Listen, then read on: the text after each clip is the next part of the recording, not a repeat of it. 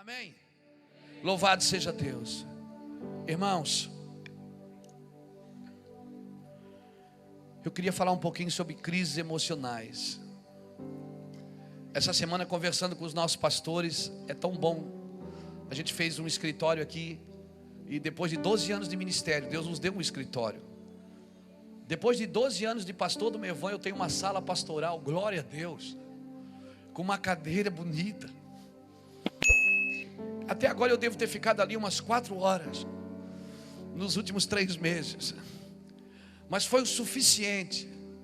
Nessas 4 horas, irmãos, nesses dias.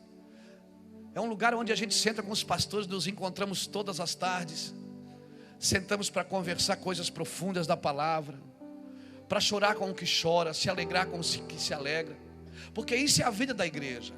Irmão, a igreja vai ser sempre assim. Deve ter mais ou menos aqui umas 1.500 pessoas sentadas aí agora. 1.200, sei lá. Irmão, nós estamos todos nesse contexto aqui. Tem doentes, tem os que choram, tem os que estão alegres, tem os felizes, tem os tristes, tem os que devem e tem aqueles que têm para cobrar. Tem os que estão com problema e aqueles que não sabem o que é problema.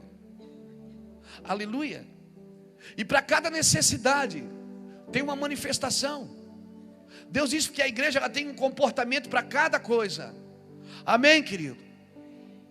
E por isso ela é feita de pedra. A igreja é feita de pedra por quê? Porque a igreja ela tem um comportamento para cada coisa. Se eu me relaciono com quem está doente, eu preciso orar por ele. Se o cara está contente, deixa o cara ser contente. Ele necessita dessa alegria. Ele precisa viver naquela alegria. Amém? E às vezes a gente quer colocar todo mundo no mesmo padrão e não dá. Igreja não é assim. Sempre vai ter pessoas que entendem mais do que as outras. Sempre vai ter os maiores e os menores. Está na Bíblia e não vai mudar isso nunca. Agora, todos precisam entender. Amém? O que Deus quer fazer com cada um em cada situação. Se nós lermos Tiago aqui, você vai ver. Está alguém entre vós, chame isso. Está alguém entre vós, o aflito. Está alguém doente, está alguém contente. Confesse uns aos outros. Ele está mandando a gente viver em comunidade, viver em igreja. Igreja é isso. Sempre tem um abacaxi para descascar. E glória a Deus pelos abacaxis. Amém, irmão? Aleluia.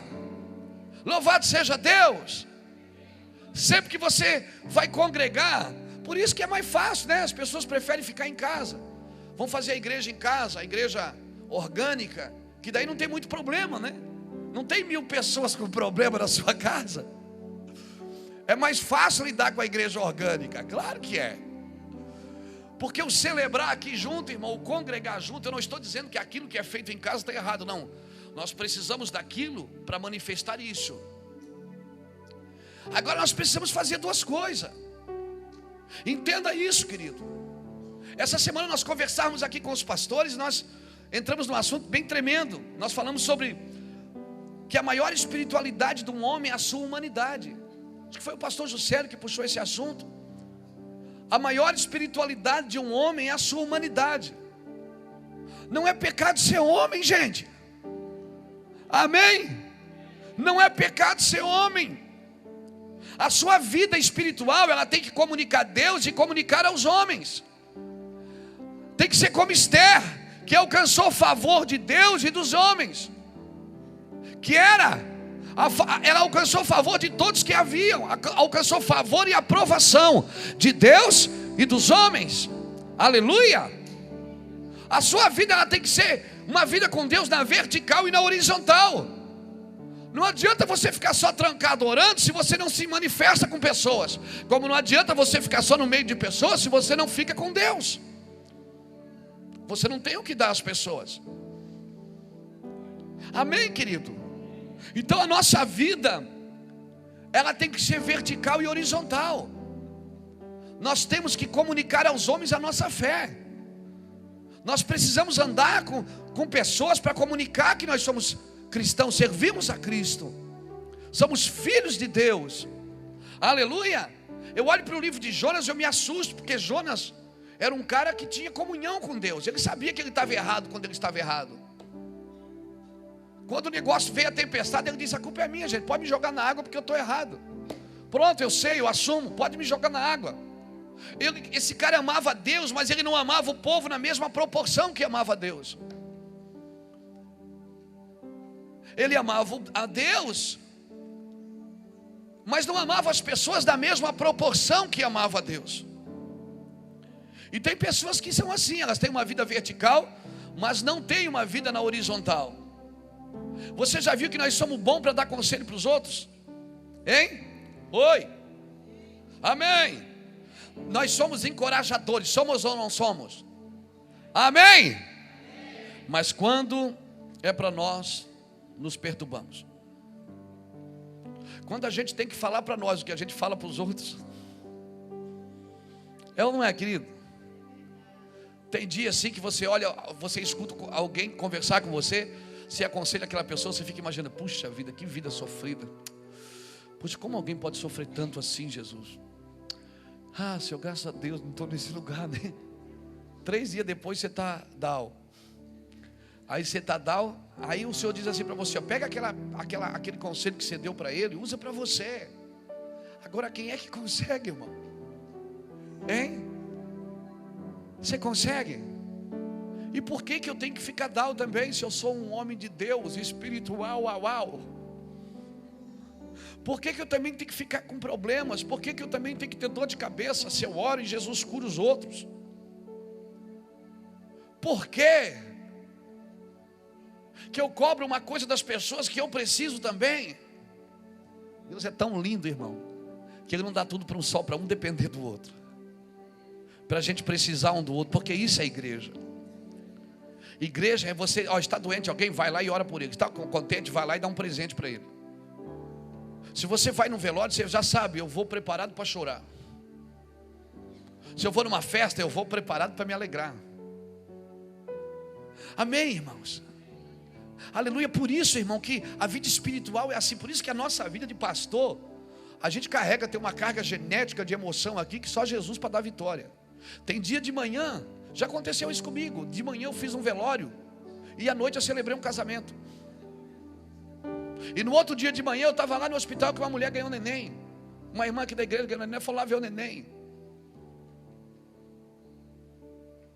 São níveis de emoção. Você sai de um pico e entra no outro. Aleluia. Você chega no velório e chora e ora, vem para casa triste do carro. Aí chega em casa, senta. Puxa, que pena, né? O irmão morreu. Aí você lembra, toca o seu celular. Aí aquele lembrantezinho que tem no celular, ti. Aí você olha: oh meu Deus, tem um casamento hoje. Aí pronto, você vai na Bate-Caverna, põe a roupa aí. Pronto. Aí vai no casamento. Você saiu de um velório, chorou.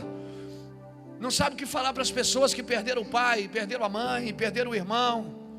Você não sabe dizer para um pai e para uma mãe que perdeu o filho quando jovem, e a gente não sabe o que dizer a eles. Você só chora então. E aí quando você chega em casa, toca o lembrete, que aí você lembra: cara, tem um casamento hoje. E aí corre e põe a roupa bonita e vamos, pega a Bíblia, aleluia. Aí pronto, já foi, já mudou tudo, irmão. E essas cargas vão ficando dentro de você. E se você não tiver um lugar para descarregá-las, se você não tiver um lugar, para onde eu me irei do teu Espírito, Senhor? Para onde eu me esconderei da tua face? Se eu subir aos montes, tu lá estás. Se eu for num velório, tu estás lá. Se eu for numa festa, tu estás lá. Se eu for num casamento, tu estás lá. Para onde eu me irei da tua face, Senhor? Tu me sonda e me conheces. Tu sabe o que há em mim. Se você não tiver um lugar, irmão, para descarregar essas emoções e dizer para a alma: alma, sai daí, sai da frente, alma, porque eu sou um homem espiritual. Aleluia. Se você não tivesse esse lugar, todos os domingos você estava aqui vomitando a sua alma em cima de alguém, falando de fracassos, de derrotas. Não, irmão, esse não é o lugar do cristão. Esse não é o lugar do cristão. esse não é o nosso lugar. Nós somos chamados para dar ao mundo uma coisa que o mundo não tem. A indústria farmacêutica nunca vendeu tanto ansiolíticos, tanto tranquilizantes, tanto... Nós vivemos numa geração dopada, irmão, porque não tem aonde descarregar suas emoções. Nós vivemos numa geração dopada, que vive dopada para suportar o casamento, para suportar a empresa, para suportar a cidade, para suportar as cargas tributárias, para suportar tudo. Nós vivemos numa geração dopada de ansiolíticos e tranquilizantes. Nunca se vendeu tanto. Mas eu quero dizer que há um lugar de paz no Senhor. Há ainda um lugar que você pode descarregar as suas emoções e dizer para Ele: o meu Redentor vive. Aleluia, esse não é o meu lugar é no Espírito. No Espírito não tem sofrimento, não tem derrotas, no Espírito não tem perdas, no Espírito você não sabe o que é perder, no Espírito não tem dor. Aleluia, alguém levante a mão e me ajude. Descarregue as suas emoções.